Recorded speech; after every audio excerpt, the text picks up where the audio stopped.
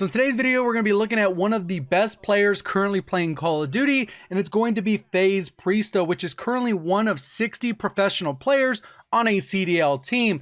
And this is absolutely insane. If you guys look at the top right here, there's only 119 people in the lobby. They're actually going for the kill record in this, and they end up with over 90 kills considering there's only 118 people left in the lobby. Obviously there's 4 of them, so that means there's only 114 people that they can get, and they get 90 out of that 114. And one thing that separates these players is obviously the professional players. You might recognize some of the names. They have a BZ, Celium, Attach, and Priestahh, and I thought it was important to break down this type of gameplay because normally we'll break down subscriber gameplay and even my own gameplay, but when we actually break down how a professional player plays Warzone, they take it to a whole nother level, and there's a lot of different things that I think we can take from their individual gameplay and start to incorporate within ours, regardless if you're playing solos, trios, or quads.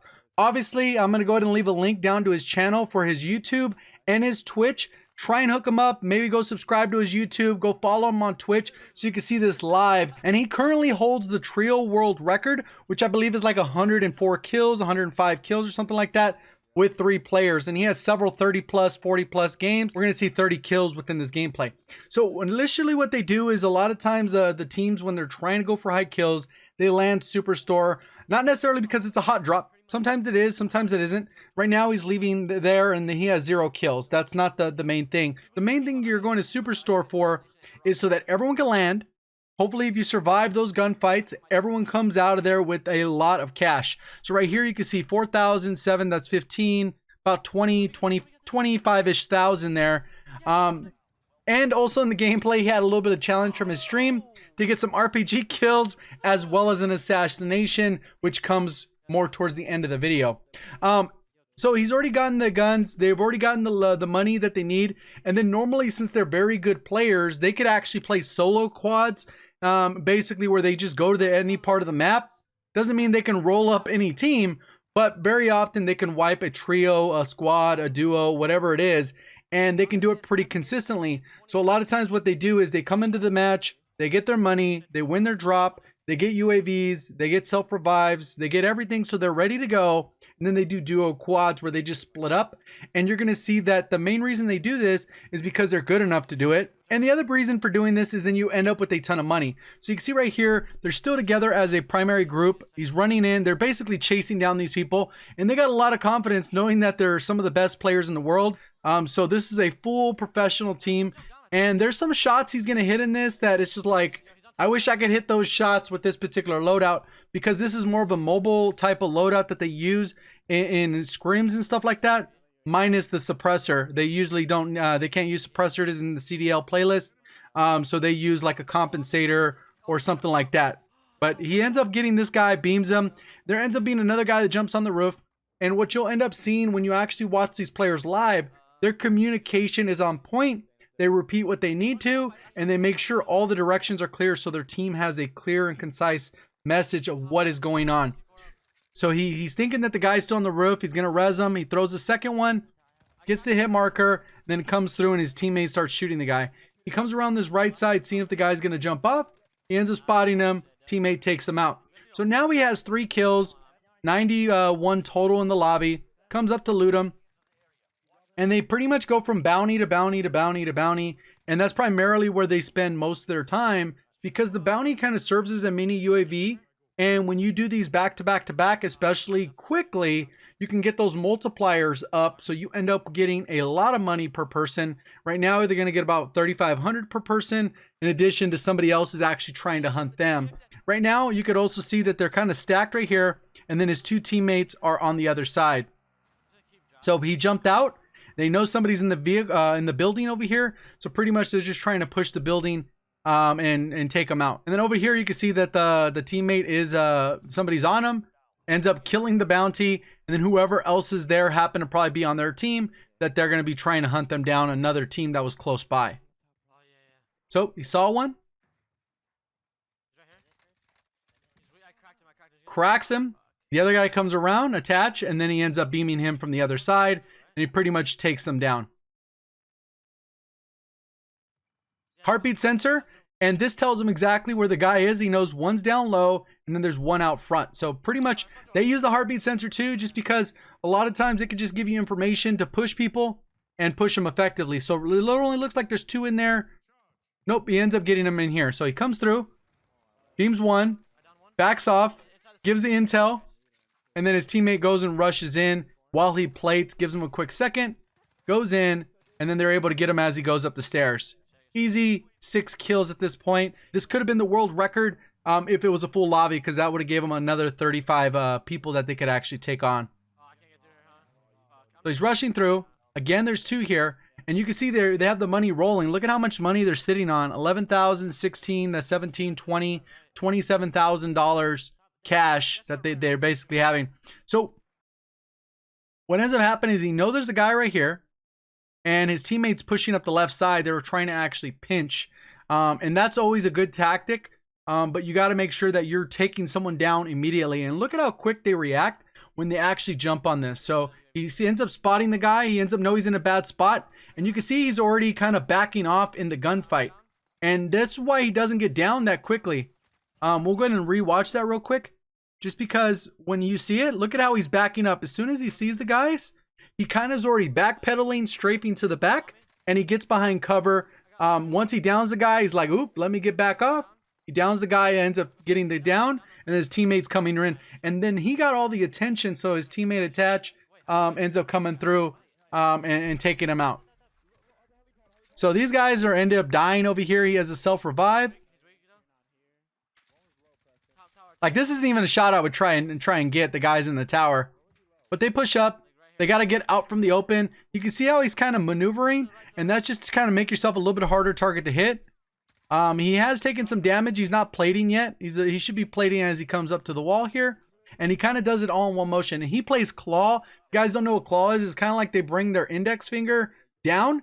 And he's pressing circle with his index, pressing X, pressing triangle. That's how he plates.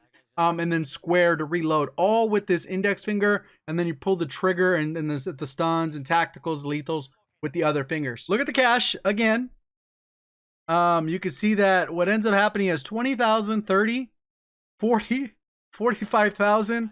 It's like you're almost playing a plunder match right here. And that's one of the good things when you play so aggressive, is that you're running into teams that maybe have looted. You pick up their money, you're good to go. And the other part is it allows you to play even more aggressive, because if everyone on your team is winning these engagements, they don't always win them, but if everyone's on the path of actually winning these engagements, they can actually stack up the cash so that if one of you die, you just buy them back. Come back to the team, kill a team, pick up their guns, go back for their guns. There's a lot of different variables there. And you can see they're staying relatively close. They only avoid one gunfight pretty much in this entire thing. And we'll get to that part pretty soon. They called in the advance. Anytime you call in 3 UAVs simultaneously or they're overlapping at the same time, he ends up basically getting an advance. Keep in mind that if you have Ghost, you do not show up on the advance. So he ends up taking this guy out. They only thought that there was 2 guys here because one has Ghost. He ends up trying to get out of there. He's providing cover. They got to get over there. They're both plating. And then they're going to go ahead and challenge these guys right away. Wasn't expecting there to be 2 there. He ends up getting down. His teammate ends up coming in clutch. And they were playing it as if there was only 2 guys in there. Unfortunately, there ended up being 3.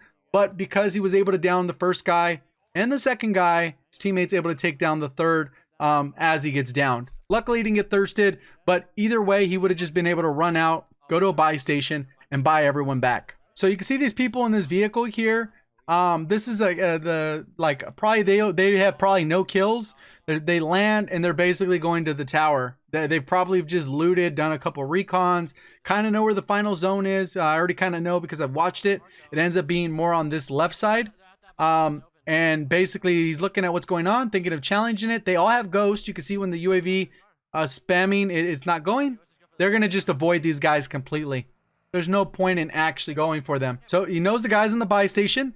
And this is one of the other things that ends up working out when you split. A lot of times you guys can converge on the same area as the zones go lower. The entire time since they split up from storage, they haven't met back up. And now you're seeing them kind of coming together. And he's going to end up taking this dude out. Uses this as cover.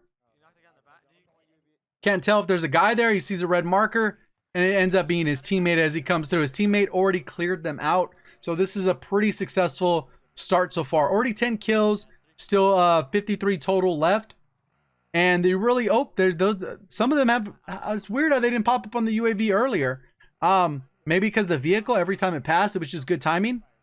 They're just going to avoid those tower people, which you're going to see those tower people kind of become an issue a little bit later, but they're still able to get away from that situation. So now you got to head by the loadout. And the good thing about heading by loadouts is usually if there's another loadout there, odds are another team is going to be in close proximity. Pops the UAV. There is a guy in the air, and then there's a guy, it looks like, on the other side over here. This guy on the left looks like he's barely coming in. And there should be a guy that they're just pressing right here somewhere on this bridge. Absolutely destroys that dude off a head glitch. Luckily, the guy didn't look like he had armor. And then the other guy is coming in from the sky. And they end up getting 3 advanced UAVs inside the match. Maybe even 4, depending on... I know that he calls in at least 2. So now they're pressing over here. There's a guy up here on this roof. And they're thinking of pressing. And then they just basically go back the other way. You can see his teammates pushing up this left side. He has the vehicle. And then they're back over there. Selim and Abizi are basically handling their own business over there. When they were kind of heading up, he's like, "Are you guys good? All right, cool. Let's take out these people out in the open." And he does a lot of finessing. And there's a lot of things that maybe you don't realize when a pro player is playing. They're used to making these split-second decisions. And I think a lot of times, obviously, their gun skill is just impeccable. Even right here in this gunfight, what you're going to see is that he ends up seeing both of them. And whereas sometimes people will just focus on the first one they see, the downside with focusing on the guy on the right is you leave yourself open to get shot by both of them. Then once he notices the second guy, he backs up, gets the line of sight, downs him while his teammate is still on a different section. His teammate's not close to him, so he needs to get these kills. And then basically once he downs the other one, he changes the angle. The guy kind of pushes out to try and get to cover, and he's able to take the guy out. So there's a lot going on there, and pro players, they're able to think through everything pretty quickly and make split-second decisions where most average players and below average players really struggle with. So you're going to see that all in motion again. Comes out, he sees the other, he spots him, and then he backs off, downs him really quick, and then downs the other guy as he's going to cover. And that just ended up being nice little clean finesse kills. The downside, he knows that there's somebody else out here, but he doesn't know where they're at. And he's just looking. He doesn't have a UAV. You can see they're sitting still on like $25,000 or $23,000. The guy's popping up over here. He's going to be able to come take him out. And then there's another squad with the bounty. So luckily they ended up getting the bounty, or else they wouldn't have known that the guy's there. So he's coming through, cleaning them all up. And he's going to be low ammo. He only has 100 bullets. Then he just destroys that dude. That guy's coming out of the gas. And what ended up happening is that team was probably fighting him.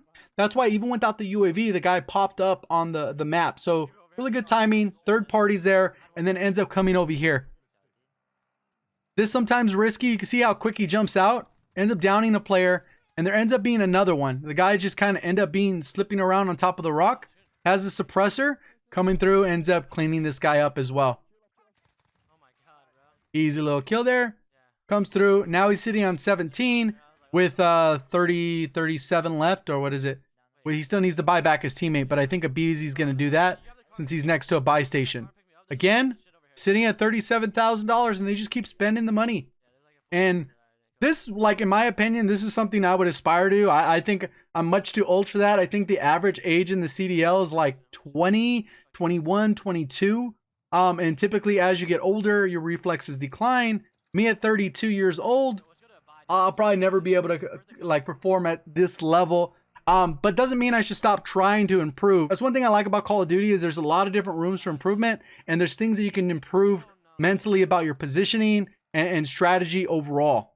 And you're going to see just stuff, and it takes repetition. So now they're pushing up over here. You can see this guy on this vehicle, and those Bertha vehicles are a little bit sketch sometimes, those big old massive ones. Because they usually take 2 explosives. Comes out, he throws one, and then he throws a second, ends up blowing himself up there. He almost ends up dying. Luckily, he had self-revive, so did Attach, but he's able to res him. Blew up the vehicle as he jumped out. And that was kind of the problem. I don't think if Attach jumps out, it blows up because you're not able to blow up your teammate's vehicle. I think he just happened to jump out. Good timing. And then it blew up both vehicles, and the explosion actually downed him. Again, everyone's back together. He has 40,000. and then plus 10, another 50,000 total. Buying in advance. So you can see buys it, calls it, buys it, calls it, buys it, calls it, and then that's gonna lap over for this next 30 seconds or so. Those guys that were in that vehicle literally still staying here camping it out. He has teammates on this side, and it looks like they can kind of start meeting up. And then they have a bunch of people out here. It looks like two teams could potentially fighting, and then pretty much they got to rotate. And the hot action, look at these three guys at the edge of the map. Usually these guys will make it far in the zone. They don't have a lot of kills, so they're not really warmed up for those gunfights. And these guys usually end up getting second, third, fourth place with like 2 kills. So they end up just going through the motions. So they're in 2 separate vehicles here. We have one vehicle with 2 and this vehicle with the 2, and they're kind of just splitting off and going to work both of those edges of the map. They end up getting shot at from the left side here. They called in another bounty. Look at how much they get for the bounty, 7,200 each. Pretty insane. Yeah, they're getting shot at from the tower. And those guys just sat there the entire time. Could have been bad if maybe one of those guys is actually decent with the sniper shot, downs them, puts them in a bad spot. But fortunately, those guys end up having to rotate in and just get destroyed, as they usually do, because you have to jump off of the vehicle. So it looks like there is a guy up here. He's pushing it aggressively. His teammate already took the guy out. They're pushing over here. They see a guy, and you can see how quick, boom, just automatically on the guy. Guys up top there. One of them has a sniper. So this entire play ends up being pretty clutch. So he ends up team shooting with this guy, downs him. He's only missing a little bit of health. He pushes up the stairs. Didn't get the plate off. Comes through. Ends up didn't knowing that there was so many. Backs off. Gets blown up. And he's got to go ahead and res his teammate. And it turned out that the guy never even resed him. I think he just comes through. And the guy was just kind of holding that sight line. He just got resed. He's low health. He ends up taking them both out pretty much. Easy kills there. Now he's up to 21. And there's only 17 players left. Still an obscene amount of money. He's got to go ahead and repair his plates. Get to a buy station. And that's kind of probably where he's headed now. There is a vehicle coming through. And you can see these guys just jumped off of the tower.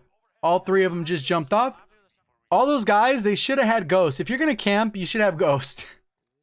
A tip for all the campers out there. I don't know what the guys are thinking. They probably all ran overkill because they didn't gather enough money to get their loadout. At least get enough money for your loadout. Get overkill. So you get your 2 weapons, your sniper and your rifle. And then you go ahead and swap over and get ghost class so you can stay off the radar. Because right now, these guys, they aren't good enough. Typically when they camp like that, usually the players aren't good enough to run without ghost. Because it's definitely a skill to be able to run without ghost immediately.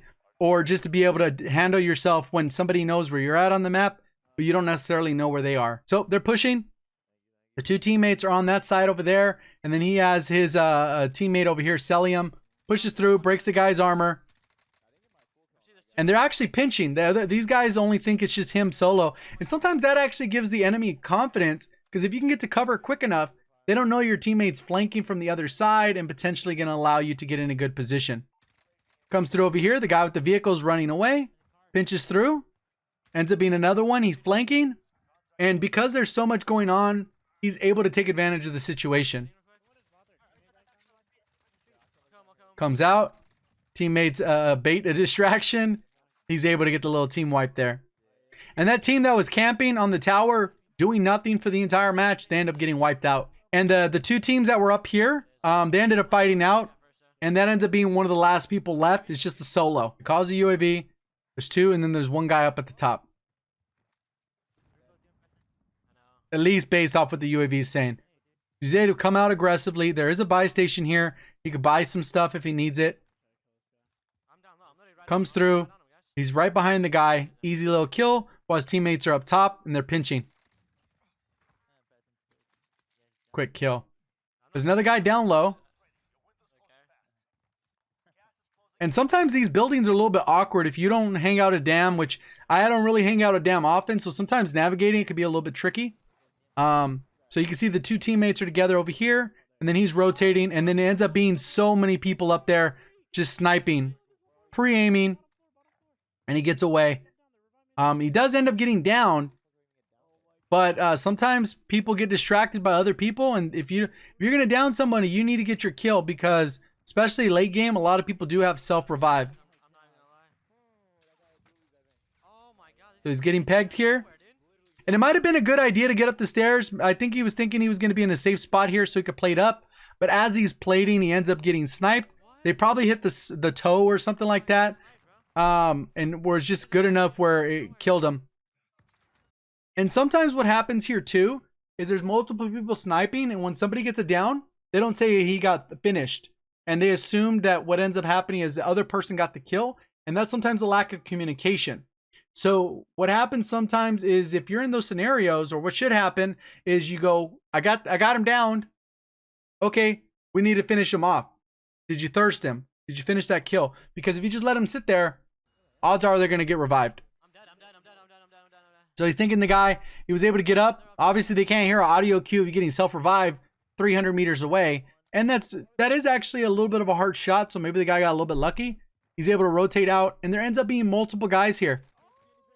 So he ends up taking a lot of damage. He has to plate up. And he uses cover really well. And that's what you're going to notice is just positioning. He ends up taking this guy off the head glitch. Absolutely destroys him. Destroys this guy too. Only gets a hit for one plate. But he's still going to have to worry about this because there's going to be another third guy. Because they didn't team wipe and it didn't look like they were self-reviving. Can't tell behind the guy from the wall. So he eliminated that kill. The other guy comes out. He's downed him. And there's still another one. The first one he downed is still alive. But he's got to find him. The guy has ghost. No plates. And this is a really sketchy situation. It could really go either way. If the guy's fully plated, then he loses this gunfight. If he misses a bullet.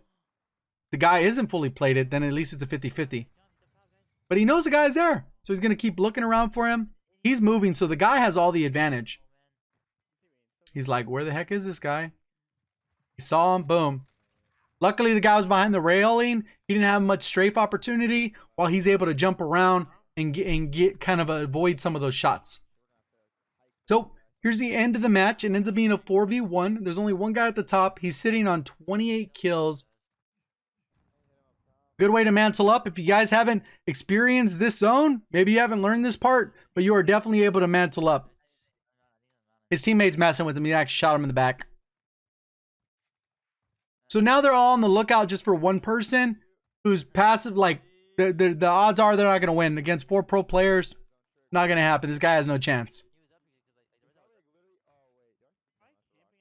There's a loadout drop up here. There it is. Bad timing. So he's trying to go for the assassination. Could have probably done it while the guy was down. But it ends up being a finished kill there. The guy just thirsts himself. You can see right here. 30. 25, 19, 18 with an absurd amount of damage. And they do this on a regular basis. He's actually been able to drop 40 kills in a match before. I think his most is like 42 or something insane. Maybe 45. I don't know exact number. But definitely go check out his channel on YouTube and as well as his live streams on Twitch. So definitely make sure you go check him out. If you enjoyed the video, make sure you hit the like button. If you're brand new looking to find your way back for more Call of Duty content, make sure you are subscribed with notifications on. Appreciate all the support on the channel. Thank you for watching. As always, have a great day.